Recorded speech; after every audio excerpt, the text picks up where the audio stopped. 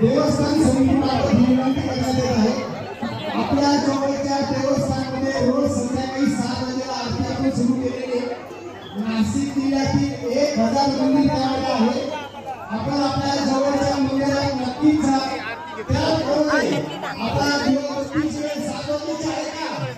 आपण 7 वाजेला दिवाबत्ती करता? रोज संध्याकाळी बरोबर 7 वाजेला मंदिरात आरती. त्याच वेळेला आपल्या घरात सुद्धा दिवाबत्ती, मराठी श्लोक, गायत्री मंत्र जे आपल्याला